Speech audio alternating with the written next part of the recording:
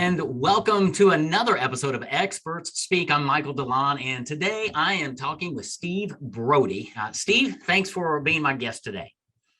Good, Michael. I'm glad to be available and looking forward to our conversation. Well, it's going to be exciting for my audience. They are going to hear from an expert extraordinaire. Steve is has been an executive coach. He's an author. He's a former CEO. He has 30 years of marketing experience, management experience, consulting with really, really large organizations and really small ones too. So he's been all over the board.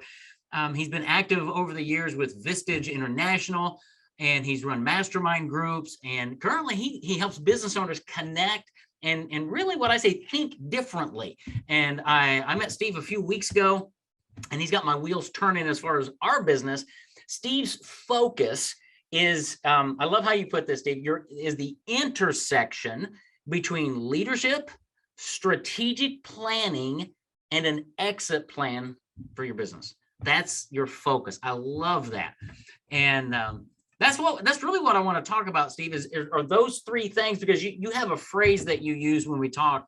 I talk to business owners all the time and people at church and different, especially men. And I say, okay, what happens when you get hit by a truck and you're taken out? What happens to your family? In your context, Steve, what happens to your business when something happens to you? And you've got this kind of 3-step process, Steve, that I want to talk about, that you walk business owners through to really help them prepare, maybe not just for that day, but for any day, for the retirement day. Talk to us about those 3 steps. What are they? And then let's unpack them a little bit as it relates to a business owner, regardless of the size of the business. What are those 3 steps? Sure. So what we're going to include and what I'm going to cover with you, Michael, is my audience is privately held companies that are in the middle market space. And for me, that means someone who is on the low end, about $20 million in revenue, up to about 200 million is the size range of what I focus on with my CEO coaching clients. But the operative language is these are all privately held companies. Now, these companies all have a challenge. They're not a public company. They don't, in essence, have a board of directors. So it's their business. Maybe they have a partner. Very often they don't have a partner. So what I'm dealing with them in these 3 areas that I mentioned to you, there's 3 things that I focus with them as we go forward with the nature of our conversation. It's the intersection of those 3. What are those 3? The first step, the first area is about leadership, which means what do they understand about themselves in terms of being a leader? And how do they know? Have people told them? Have they just had an analysis done with someone else? Well, that can lead to using a behavioral assessment, which is very popular nowadays on doing that. And I use the Berkman profile to help them understand what is their desire, what is their passion. Okay, and when you say Berkman, you're talking profiles, kind of like we commonly refer to it as the DISC profile, the Myers-Briggs profile, something like that. You use a different one called the Berkman. Yes. That's what you're kind of talking about. Okay, that's what I mean. It's a very hot field in recent years. Yeah. The ones you mentioned are well known. Berkman is another one that is nationwide and global, and it's a personality assessment. Mm-hmm. It's not a test, meaning a lot of my CEOs want to say it's a test and can I use this to hire? It's not a test because that would imply there's a right and wrong answer. Yes. Well, you know that in terms of leadership, there is no right and wrong answer. Right. There's only preferences.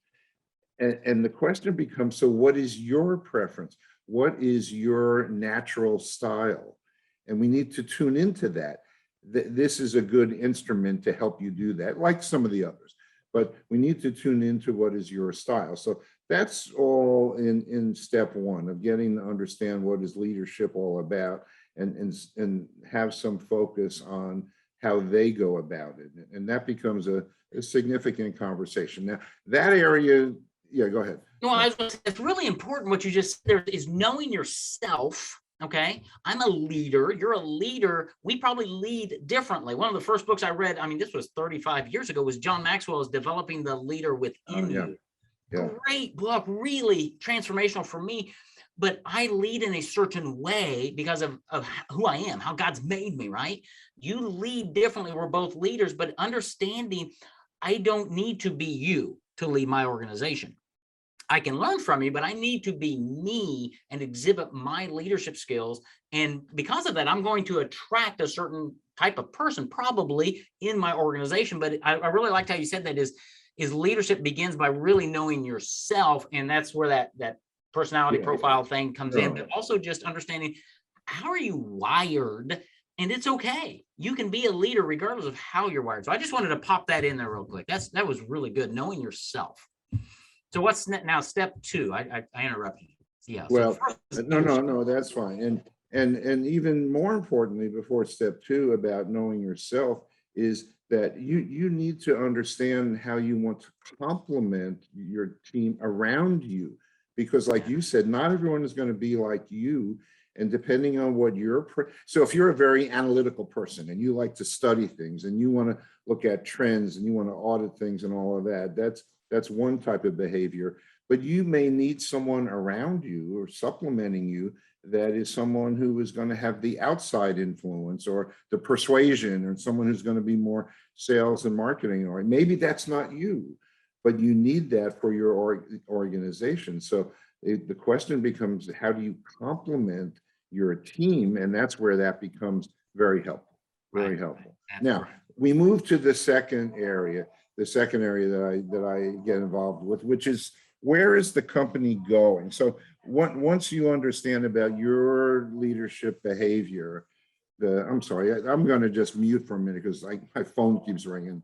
Yeah, that's okay. So what we're talking about is leadership in the context of running a business, because we're all leaders, but we're wired differently. And what you just said there, Steve, is really important, because I'm not the analytical guy in my company, right? I'm the visionary.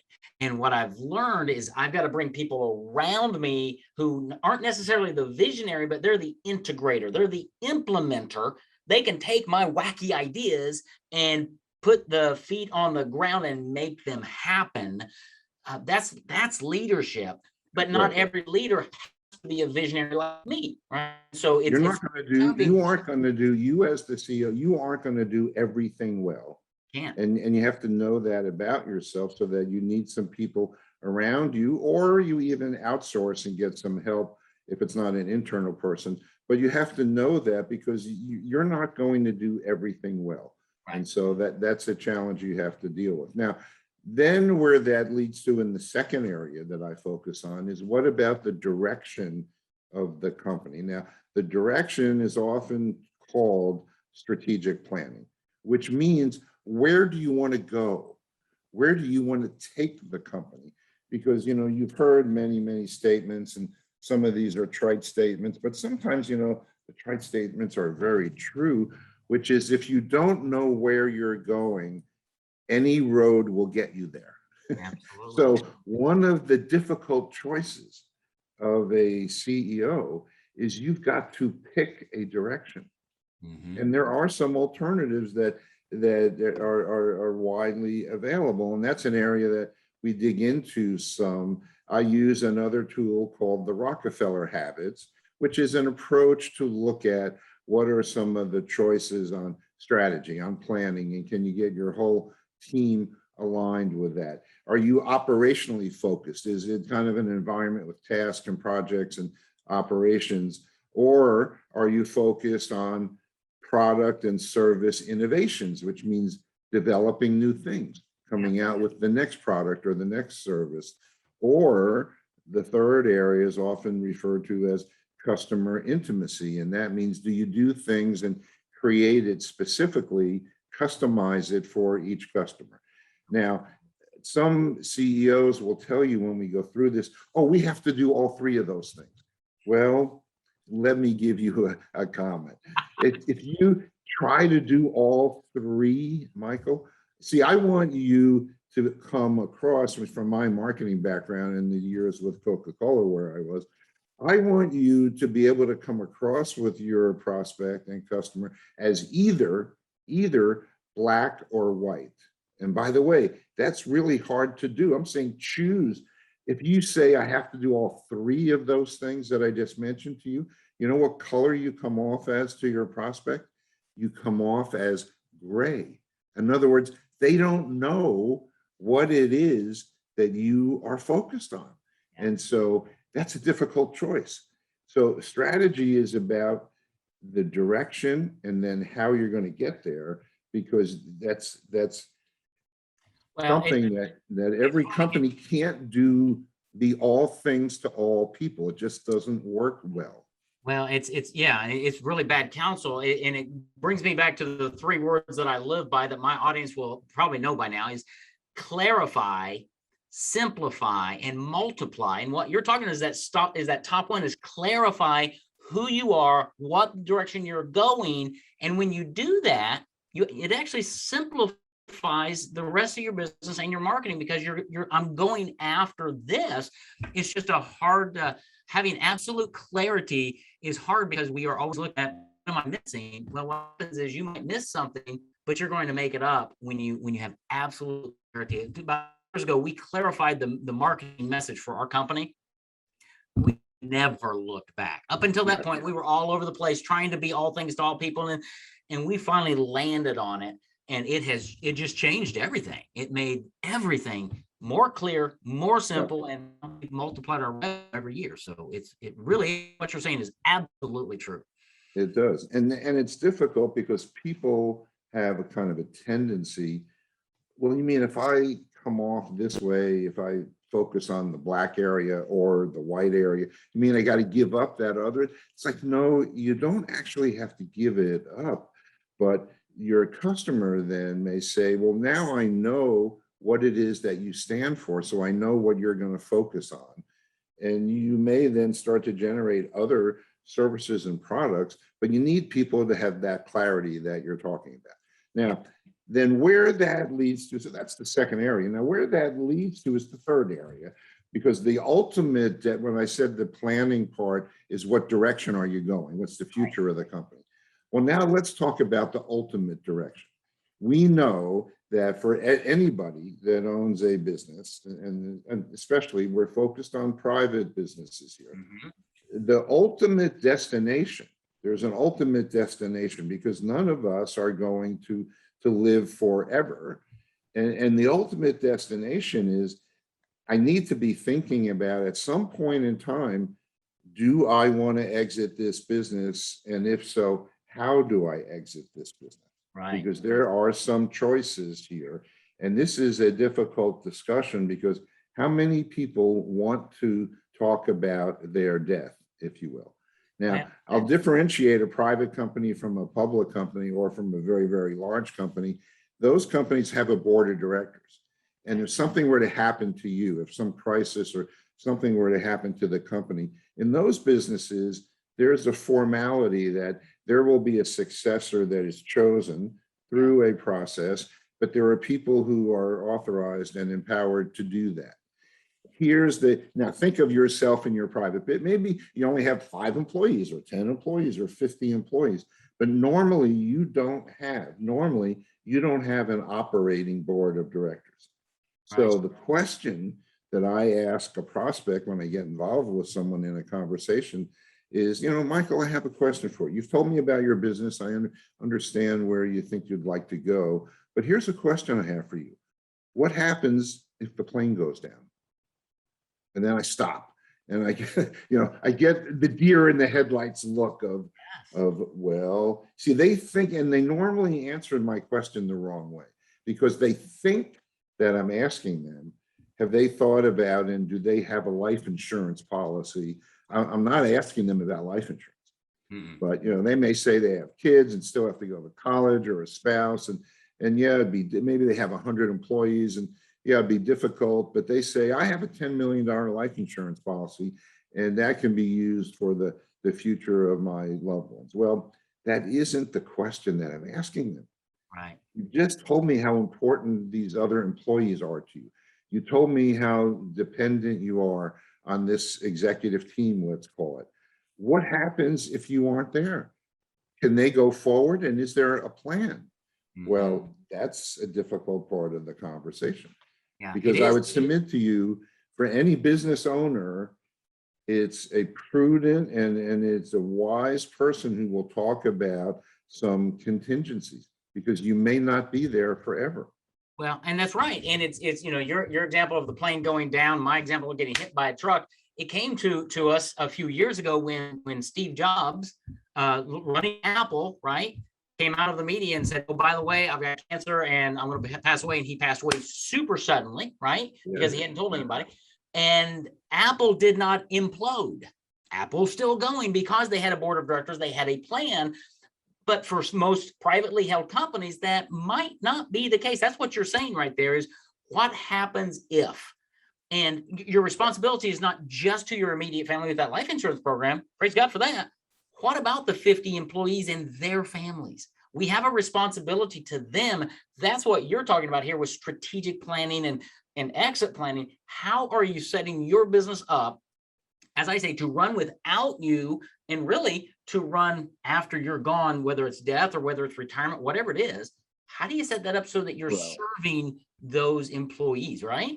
That's right. And there are a few ways that that can be considered, which I'll identify a few of those for you. So, it's often been said that there are only two ways for a CEO to leave a company. Only two ways. One is vertical and the other is horizontal. Now, vertical means you walk out. Vertical means it's your choice. You're able to do something. It's sold or it's transferred or it happens through your choice. Horizontal means you're carried out. Now, that's a discussion that is not, say, well, this isn't a discussion that we're saying everyone wants to willingly talk about, but I would suggest to you that as the CEO of a company with employees and an obligation, that you need to think about some contingency if some crisis occurs, because that's part of your obligation. So what are some of those choices? I'm connected to a group that's based in Atlanta, a nationwide company that does exit planning. And here are the four typical approaches that can be implemented in exit planning. And these don't necessarily happen in just 60 or 90 days. These take some time to develop or get implemented.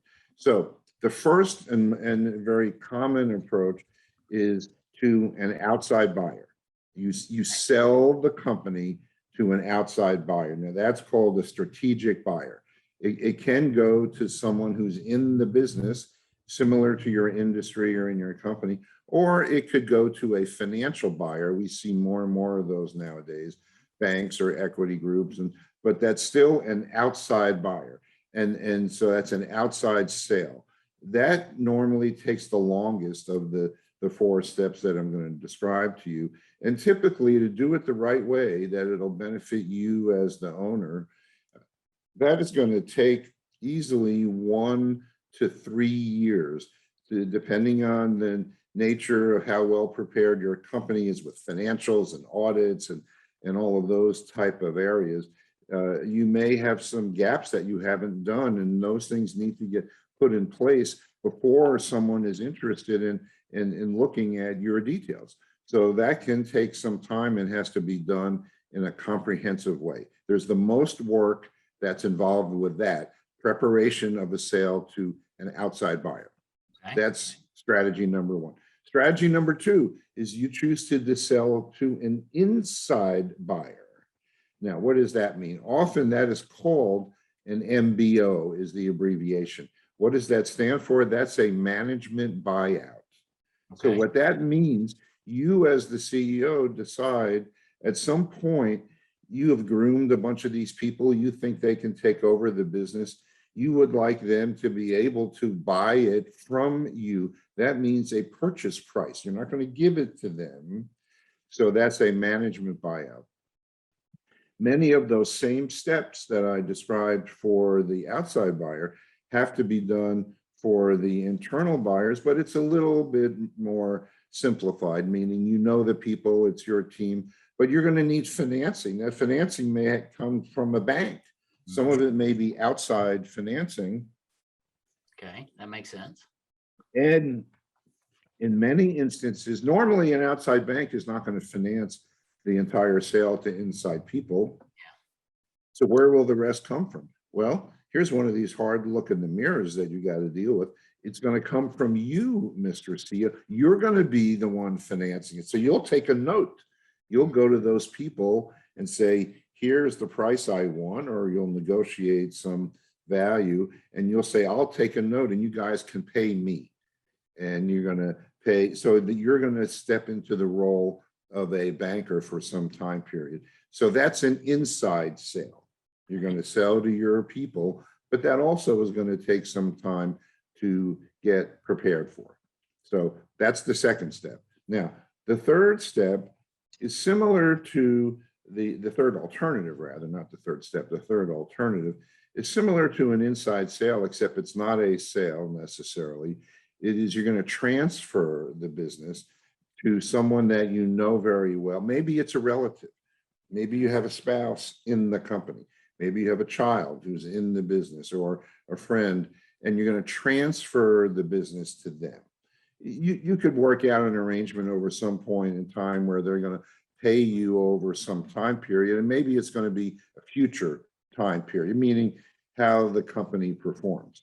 But that's going to be a transfer, and typically it's not going to be something where you're going to be getting maximum market value. It's a situation where you're willing to take a certain amount because maybe you, over a long period of time, you've been able to access a bunch of the funds in the company.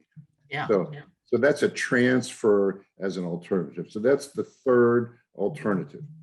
Now, the fourth and the last alternative, let's say that for whatever reason, none of those three areas become, that I mentioned, none of those three alternatives become very attractive. Well, the last area is you'll just continue to operate the business. And in your mind, you're going to decide how long you want to do that. You know, that becomes one of our conversations in the coaching conversation.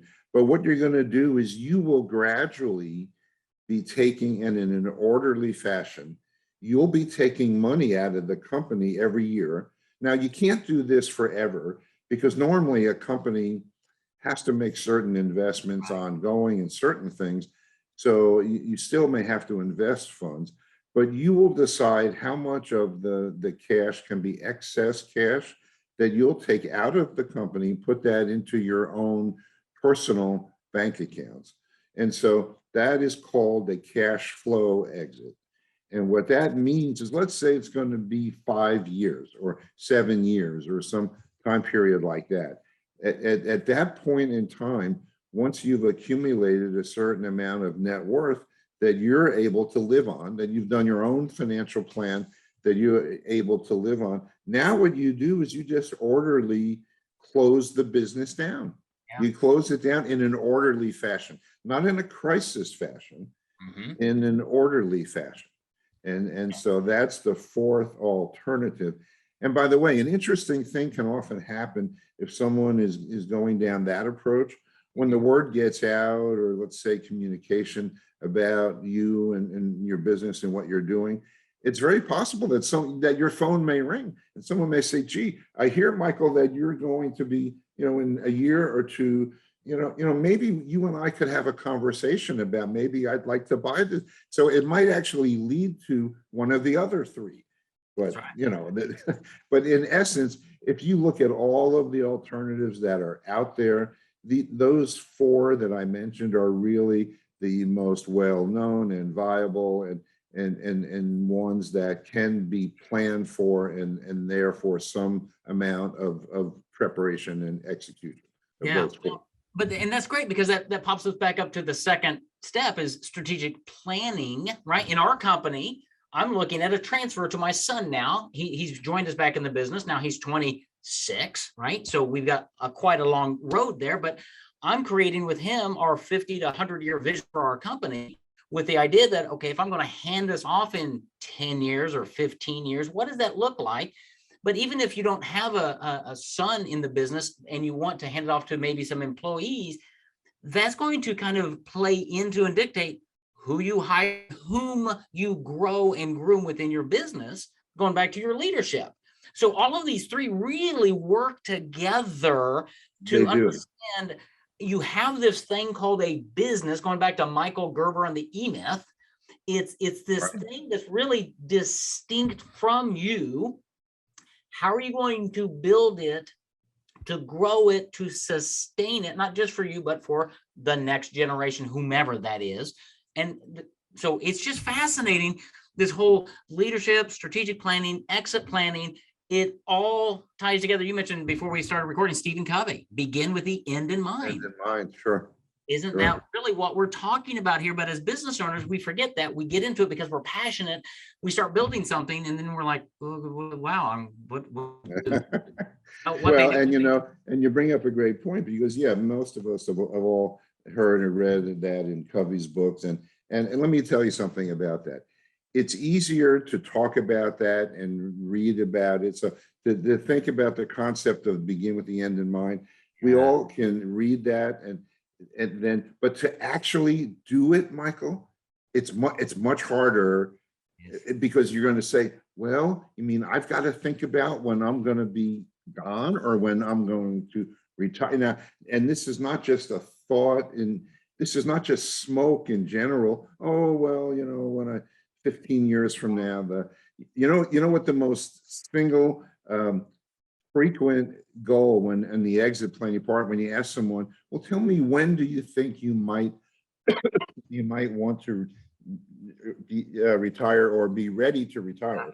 No, it'll be fascinating to hear the answer. What the most frequent answer to that is it's answered as either A or B. A or B is when I reach 65 years old. That's one of the most common answers. Or the person says, well, about 10 years from now. And the reason they say 10 years from now is that so far in the future in their mind that the mind goes to, so therefore I don't have to do anything right now. Well, actually, you have to get prepared. Right, because this is not like a light switch. I can't come in tomorrow and go, oh, by the way, I'm handing my business off to my son, goodbye. It doesn't work that way. It does take planning. You said 1 to 3 years for certain situations. I think having a 10-year vision and saying we're going to work systematically to put things in place, and to really, my vision for my company is to build it so it runs without me, so that I can figure out how I want to hand it off when that day comes. But that's something we're working on, that hopefully in the next 3 years, it'll be in that position. Now, I'll still work in the business as I want to, but it's not dependent on me, so that if the plane crashes, it's okay. My employees are going to be safe. My customers are going to be safe, and my family's going to be safe. That's how we need to be thinking. And that's short term. We're just now planning the 50-year vision and what that's going to look like to provide for my family, my children's family.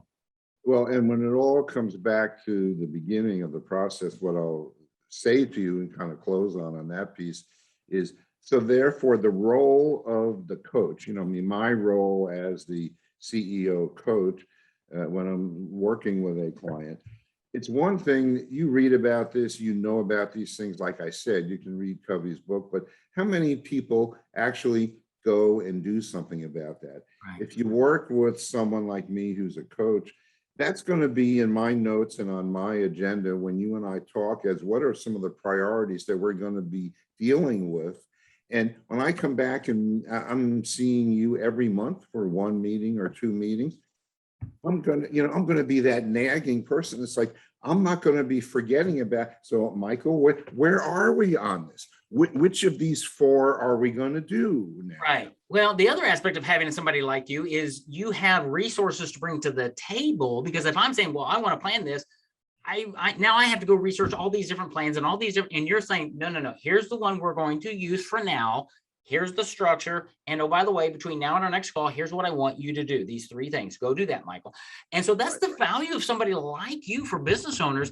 Let me, and I want you to share with people where they can find out more information about you, because this is a fascinating topic. The leadership, strategic planning, the exit plan for any business. here's the myth that I believe for a long time, the internet myth, that one person runs this internet company and they're making 7 figures. Okay, that's a myth. They have people behind them. You just never hear about them or see them, right? Sure. It That's just right. a 4-hour work week.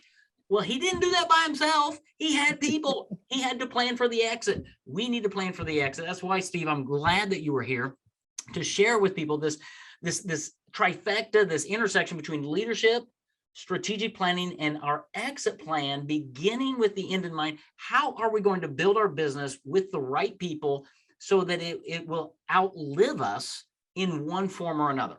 Right. That's really the question that we're putting on the table. Steve Brody, how do people get in touch with you? If this has intrigued them, how would they reach you? So there's really 2 ways, a couple of easy ways. I mean, one, if they're a LinkedIn user or have they can go to LinkedIn and just go look up my name. And I have extensive information that's there on LinkedIn, and they can find that and find ways of reaching me there. Secondly, on there, and including in that profile, is I do have a website overall that describes these different services, and they can go to my website, which is called BrodyAssociates.net. And I know you may include some of that information in your follow-up, but they can go to BrodyAssociates.net, look at that, and they can leave a contact to reach me. And then I do have for them, when I'm willing to give away to any of your listeners as a free resource, of the strategic planning aspect that I talked about as the second element of in using the tools that are in the Rockefeller Habits is the one that I use. There's some templates there that I have, and I'm happy to share that with some of your listeners. So if they'll just contact me or the information that you give them, and contact me and just say they'd like those free tools about strategic planning, I'll send them a few templates that they can look at to see how they can organize their thoughts about where they go with the company, and how that gets communicated with their people. That's awesome. Okay, so Steve Brody, BrodyAssociates.net. I'm going to have all of that in the show notes. But man, thank you for being here, for expounding on this really interesting and intriguing concept of leadership, strategic planning, and exit planning, and how those 3 really do work together as we are building our business for today and really for the future. Having that vision, that insight of how do we begin with the end in mind. So Steve, thanks again for being with me, and it's been fascinating for me. Great, my pleasure, and I hope people get some good ideas or insights out of that, and happy if they want to follow up, with me or through you, we can help make that happen to help give them some insights. Well, I think it's great. And yeah, I always encourage people to reach out to you, because you're a great guy who would have conversations like this with somebody who's scratching their head going, how? Have a conversation with Steve. Reach out to him. Find him on LinkedIn or at BrodyAssociates.net. Well, thanks for listening to another episode of Expert Speak, and tune in next time when we have another great topic and another great guest who's similar in breadth and wisdom as Steve Brody, my guest today. Thanks again, Steve. Have a great day. Good. Thank you. You too.